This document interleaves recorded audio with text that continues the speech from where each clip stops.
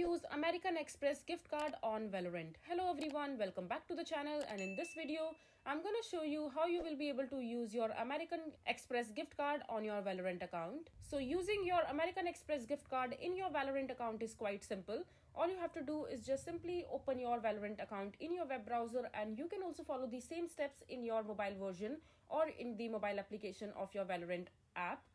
And once you are there, just simply log into your account with your credentials like your email address and your password. And once you are there, all you need to do is just simply go to the VP store and just select the product that you would want to buy from the VP store in your Valorant account. For example, you want to buy some apparel or some game stuff or the soft toys from the Valorant account in the VP store.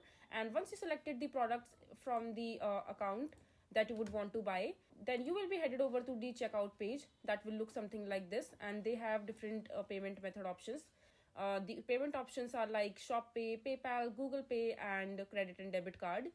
But since we want to use our American Express gift card, so all you have to do is just first mention your contact information along with your shipping address and your zip code and your postal code. And once you are done entering your address and zip code, before clicking on continue to shipping method, you need to come to the right hand side of the screen, and here on the discount code section, you need to enter your American Express gift card code number over here.